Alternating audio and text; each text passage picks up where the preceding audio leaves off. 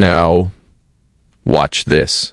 Behind the polished copper gates and the flawless public smiles, a quiet power struggle has been brewing inside the private quarters for months. It reached a boiling point behind closed doors, away from the flashing camera lenses and the royal press corps. Queen Camilla, facing an unprecedented wave of public pressure and an escalating scheduling crisis among working royals, drafted a private urgent proposal aimed at restructuring the core duties of the firm. It was designed to consolidate authority, streamline high-profile public appearances, and shield the inner circle from mounting media scrutiny. But to make this massive structural shift work, she needed the absolute backing of the most trusted, hard-working member of the family, Princess Anne. So, when that private proposal was delivered directly to the Princess Royal, the expectation inside the executive offices was immediate compliance for the sake of institutional unity. Instead, Anne delivered a swift, unyielding refusal that sent shockwaves through the upper ranks of the palace. Okay, stay with me. Because to understand why this single rejection rocked Buckingham Palace to its absolute foundation, we have to look at the silent mechanics of royal authority. Before we step deeper into the high-stakes world behind those heavy velvet curtains, make sure to hit that like button and subscribe to Prime Royal Central so you never miss an exclusive breakdown of the House of Windsor. The atmosphere inside the private quarters of the palace had been growing tense long before the document ever reached the Princess Royal's desk. With major royal figures stepping back from public life or dealing with serious health challenges, the daily burden of representing the crown had fallen disproportionately onto a select few. The royal master calendar was bursting at the seams. Hundreds of long-standing patronages were demanding attention. State dinners required flawless organization, and international diplomatic tours were hanging in the balance. Camilla knew the institution was stretched to its limit. The pressure to maintain an image of absolute stability and modern efficiency was overwhelming. Inside the private executive offices, advisors scrambled to draft a strategy that would reallocate responsibilities, shift ceremonial priorities, and centralize decision-making power directly under the Queen's immediate office. The plan was comprehensive, ambitious, and time-sensitive. It was labeled internally as an emergency restructuring framework. The strategy hinged entirely on Princess Anne. Known across decades as the backbone of the royal family, Anne completes hundreds of engagements every single year without complaint, fanfare, or unnecessary media drama. If Anne signed off on the restructuring, the rest of the extended family would naturally fall in line. The proposal was packaged neatly, sealed, and sent directly to her private estate at Gatcombe Park. When the document arrived, Anne did not call an immediate meeting of her personal staff. She did not raise her voice or convene a council of public relations advisors. She read the terms carefully, line by line, evaluating what this shift would mean not just for her personal schedule, but for the fundamental duty the royal family owes to the British public.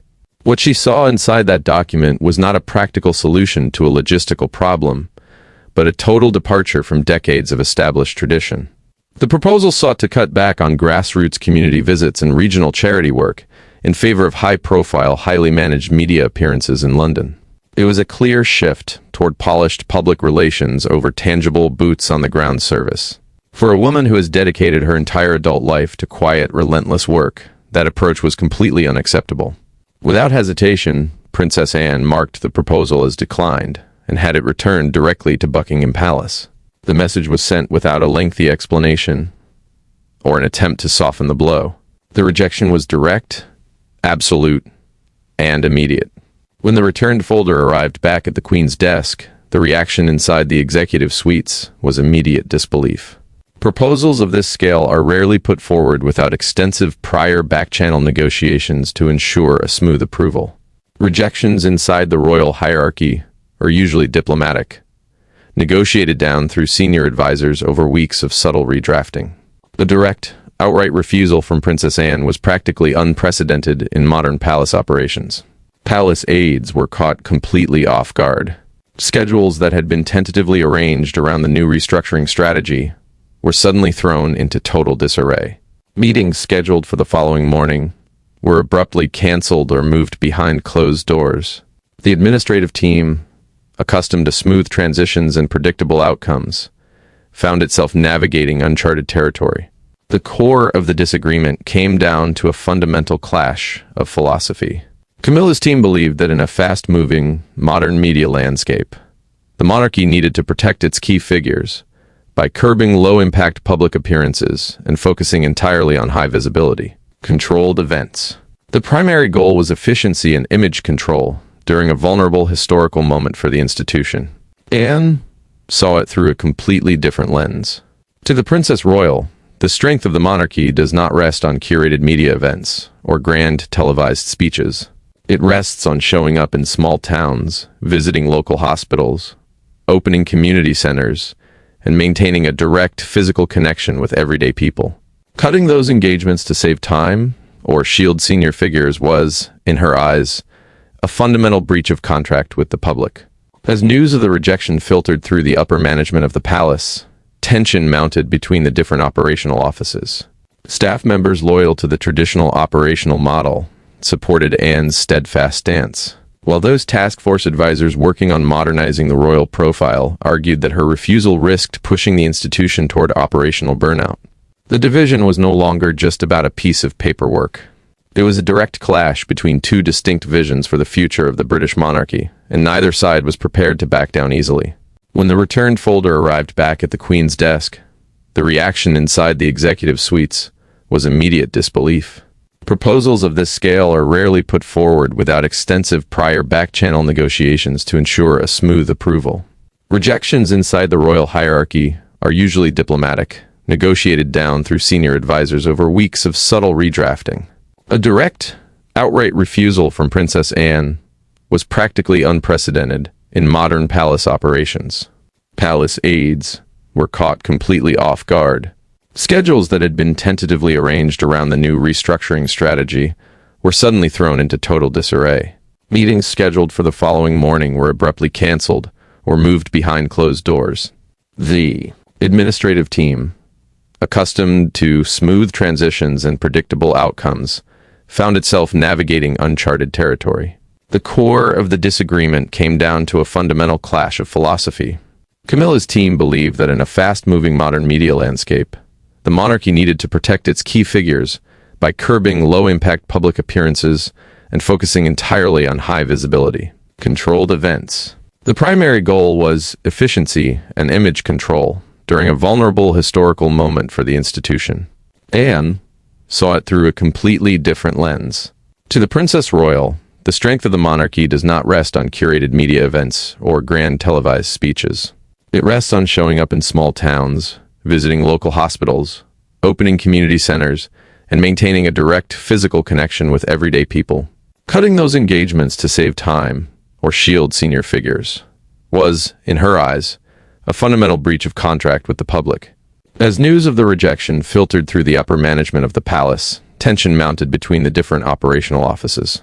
Staff members loyal to the traditional operational model supported Anne's steadfast stance, while those task force advisors working on modernizing the royal profile argued that her refusal risked pushing the institution toward operational burnout.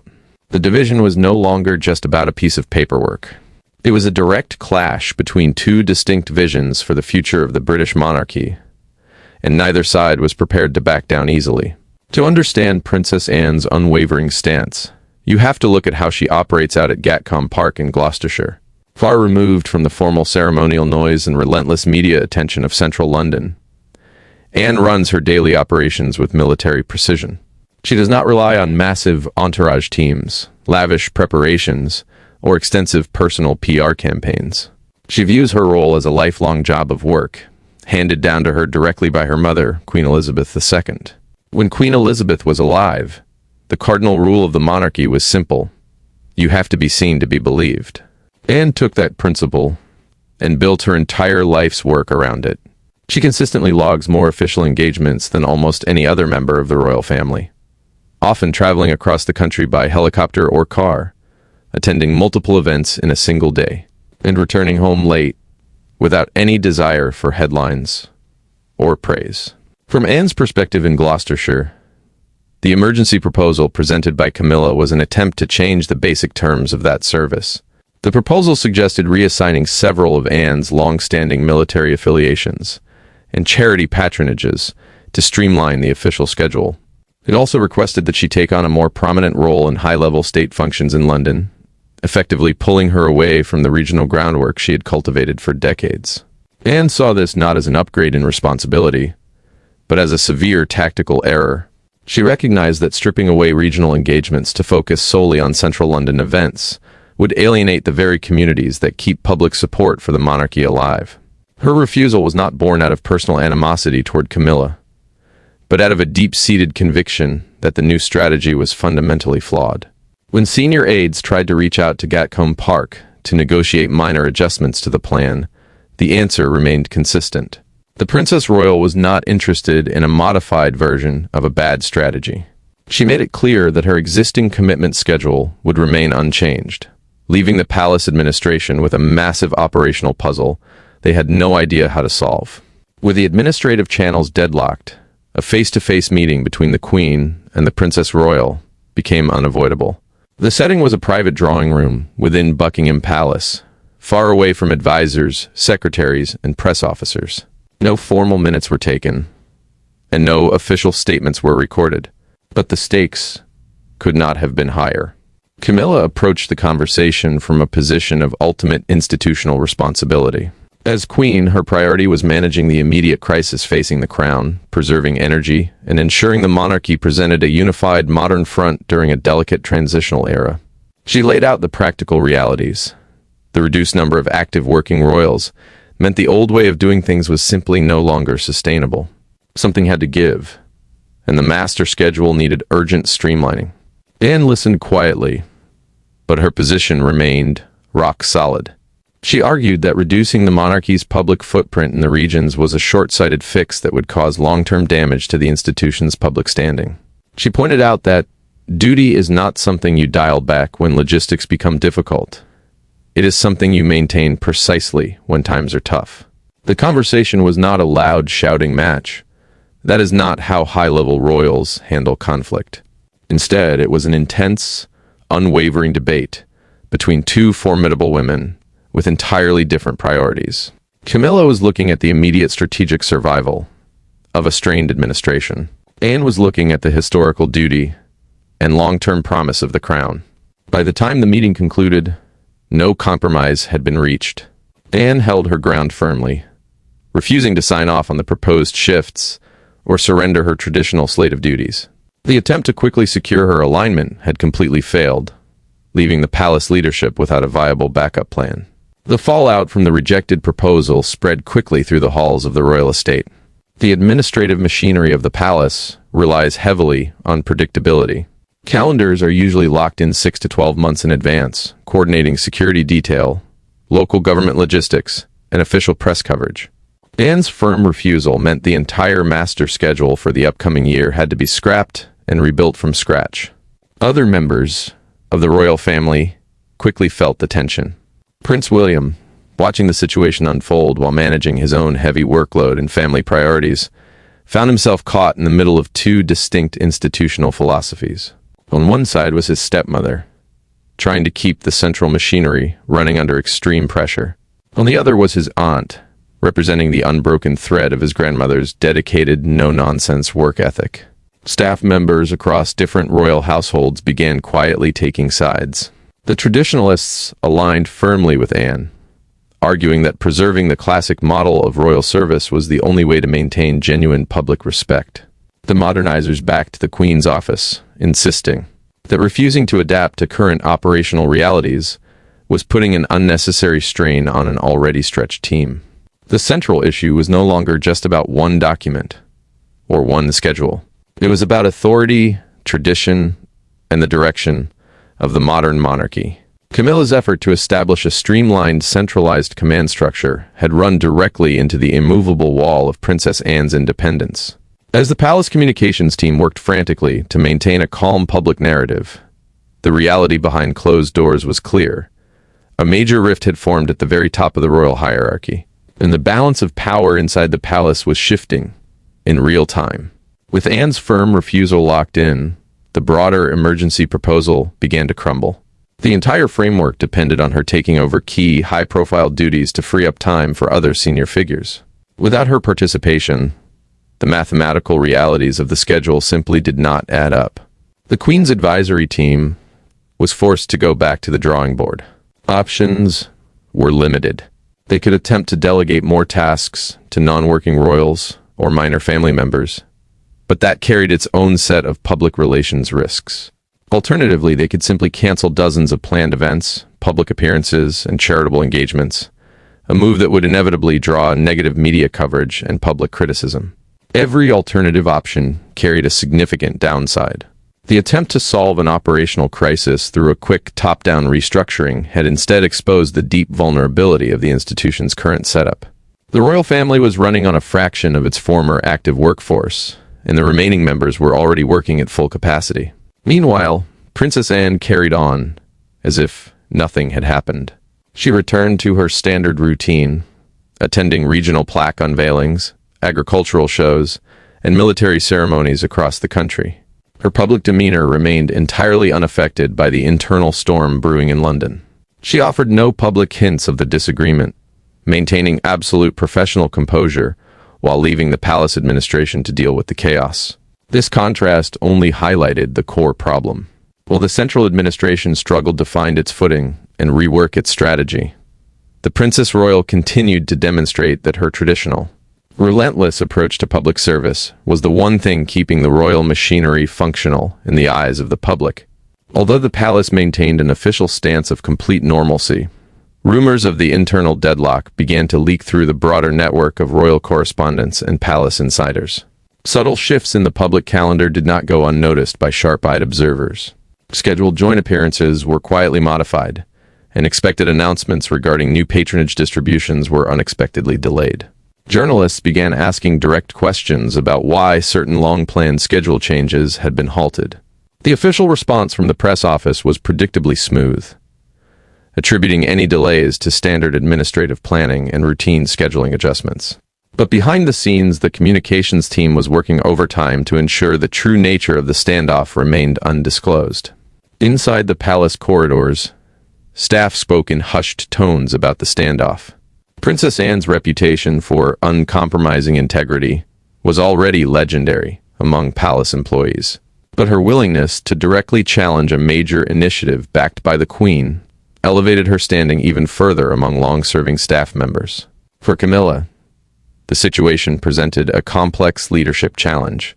Moving forward aggressively without Anne's support risked creating a permanent internal division. But stepping back entirely meant admitting that the Queen's office could not unilaterally reshape royal operations. The delicate balance of authority within the family was being tested in a way it hadn't been in decades. Every upcoming meeting, joint engagement, and family gathering was now fraught with underlying tension. The silent battle for the operational soul of the House of Windsor was far from over, and the next move would require extreme care from everyone involved.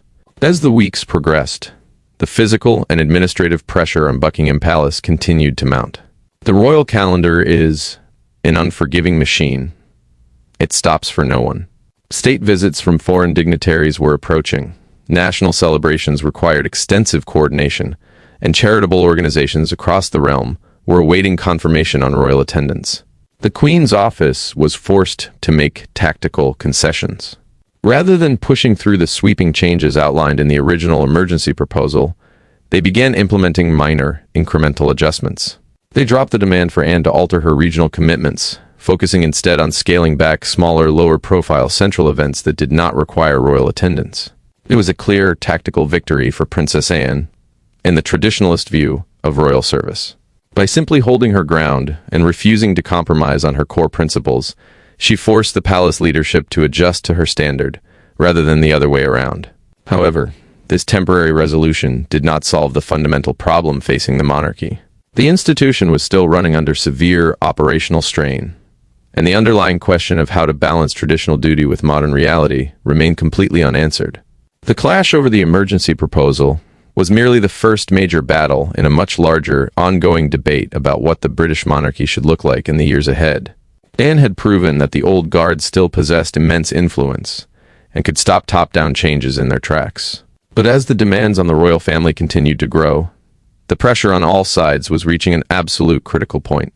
By the time the seasonal schedule was finally locked in, A cold, professional truce had been established between the offices. Princess Anne continued her grueling routine uninterrupted, traveling thousands of miles across the United Kingdom to carry out her duties exactly as she had always done. Queen Camilla and her administrative team adapted to the reality of a fragmented calendar, managing high-profile duties with the resources they had available. On the surface, the royal family presented a united, functional front to the world. They attended national events together, stood on the palace balcony, and maintained the dignified continuity that the public expected. But behind the polished exterior, the dynamics had permanently shifted. The quiet authority of Princess Anne had drawn a clear boundary line within the institution. It was a stark reminder that power inside the royal family is not derived strictly from titles or formal positions, but from dedication, public respect, and an unshakable commitment to service. The emergency proposal was quietly archived, marked as an unfulfilled initiative. Yet the circumstances that prompted its creation in the first place had not disappeared. The workload remained immense. The public expectations were higher than ever, and the pool of active working royals was not getting any larger.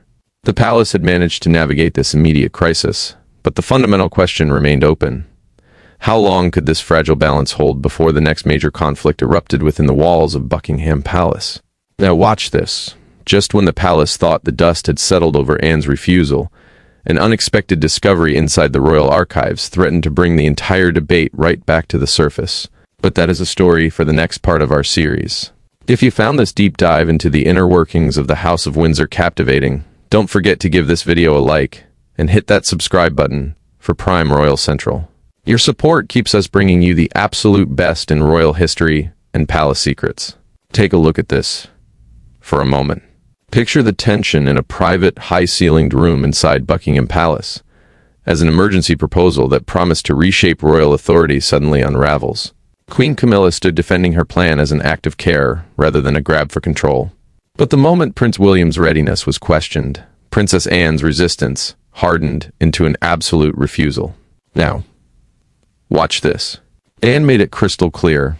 Protecting King Charles did not mean weakening his heir. Camilla might stand beside the monarch, but she could never place herself between the sovereign and the future king. Faced with that unyielding boundary, Camilla stopped defending the wording and admitted the truth, a truth captured in a recorded account preserved in Anne's private file. The Queen had personally approved withholding Charles's handwritten message during the Commonwealth reception. It destroyed the claim that a rogue aide had acted alone. So, Anne did not celebrate. Instead, she removed 2 copied pages from her folder and revealed that William had already received them. One page contained the rejected proposal. The other contained Charles's original, blocked instruction. William now knew his father's order had been intercepted, and that a new plan would have placed his own access to the sovereign under the Queen's office. Okay, stay with me. Because when William received those documents, he didn't react with an outburst. He read every single page twice, drawing a deliberate line under the clause that named the Queen's office as the sole channel for emergency communications. He realized the proposal wasn't just administrative. It could decide what the heir was told, when he was told, and whether his instructions reached anyone at all. Before we see how William brought this evidence directly to the king, take a quick moment to like this video and subscribe to Prime Royal Central so you never miss an insider look into the royal family. Armed with absolute proof, William made his choice. He would not confront Camilla first. He folded Charles's original handwritten note inside the unsigned proposal, creating a single file that tied past deception directly to the present threat. The conflict was no longer just Anne against Camilla. It was a father facing hard evidence that his silence had placed his wife and his heir on opposing sides. Charles read the proposal in complete silence, while William waited across from him.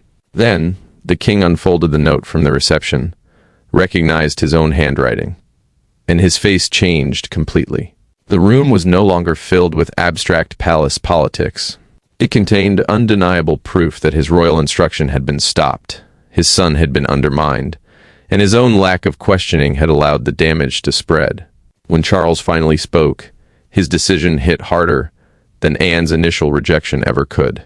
William presented the facts calmly, explaining that the monarchy could not operate on private interpretations of the sovereign's wishes. Charles examined the note once more and confirmed he had never authorized anyone to ignore it. He had honestly believed William received the message as written. The realization brought William relief and pain all at once. His father hadn't deliberately pushed him aside, but the king had failed to notice that someone else had. Deep guilt settled over Charles. The emergency proposal had begun out of a desire to make Camilla feel secure during his periods of illness. But by trusting her office without reviewing the exact powers being requested, he had created a dangerous vacuum of authority. When Camilla was summoned into the room, she instantly sensed the verdict was final. Charles informed her that the proposal was withdrawn with immediate effect. The king did not stop at simply withdrawing the document. He added that Camilla's office would no longer control communications between him and William. That boundary cut deeper than the rejection itself, signaling that the king no longer trusted the operational system built around her. Charles then ordered a formal internal review into all withheld messages, altered schedules, and delayed appointments linked to the Queen's staff over the preceding 6 months. As a direct consequence, one of Camilla's closest officials was immediately removed from emergency planning duties. Devastated, Camilla returned to her private rooms, closed the door, and quietly asked whether Charles still trusted her. Waiting outside in the corridor was Princess Anne. The proposal was dead, but Anne faced a crucial choice, whether victory demanded punishment or mercy. Anne understood something the palace machinery could not measure, that humiliating a wounded rival could make them dangerous. But genuine mercy could prevent a family from shattering entirely.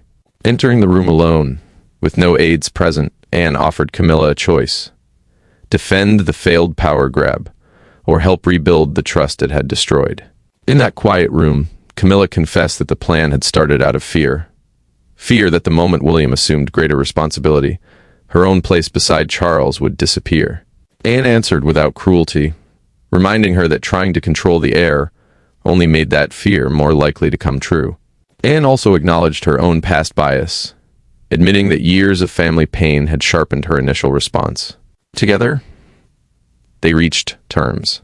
Camilla agreed to surrender all authority over direct communication between the king and Prince William, supporting a balanced emergency council instead. In return, Anne promised to inform the king that Camilla had accepted responsibility voluntarily, preventing the internal review from turning into a public purge of her staff. While a private truce was sealed behind closed doors, the story had already escaped the palace walls. By sunrise, the quiet confrontation had become a national spectacle. Newspaper front pages featured a stark photograph of Princess Anne beneath 4 bold words she would not sign. Outside Buckingham Palace, crowds gathered as commentators debated the rift. To manage the fallout, the palace released a brief, controlled statement confirming that the emergency arrangement had been withdrawn in favor of a broader family council. Camilla knew that retreating from her public duties would allow the failed proposal to define her forever. Stepping forward at her next engagement, she took the narrative head-on, publicly thanking Princess Anne for her unyielding devotion to the crown. Reporters immediately caught the significance. The Queen was not attacking Anne. She was publicly acknowledging her. Hours later, Prince William made a deliberate entrance through the public-facing doors of Buckingham Palace, meeting Princess Anne on the steps with a warm, visible embrace. Cameras captured the moment live, signaling to the world that the future of the crown had answered the crisis without saying a word. The final meeting inside the palace was smaller and far more decisive than the first. Charles sat with Camilla, William, and Anne to establish a new framework. The king opened a revised agreement and read every limit aloud. A new 4-person royal council, comprising the sovereign, the heir, Princess Anne, and Queen Camilla, was formally established to manage urgent decisions during moments of crisis. No single office could ever again delay messages or restrict access to the monarch. Direct communication between Charles and William was officially protected by institutional protocol. Camilla retained her vital role supporting Charles's personal welfare, accepting the shift with dignity. Charles then turned to Anne, thanking her privately for her refusal. Her defiance had stopped him from surrendering powers he had never intended to lose. Charles gathered the original, controversial proposal, tore it straight through the center, and placed the pieces beside the new agreement. William signed first, Anne followed, and the king completed the document. Princess Anne had stunned Buckingham Palace with a single refusal. But far from weakening the crown, her courage restored its boundaries, secured the succession, and reminded the entire institution that true loyalty requires the bravery to say no. Now watch this. While the family successfully closed ranks to secure the line of succession, newly uncovered personal letters from the late Queen's private estate are raising fresh questions about the future roles of the inner circle. But that is a story for our next episode. If you enjoyed this breakdown, make sure to like this video and subscribe to Primeval Central so you never miss an update on the House of Windsor. Thanks for watching.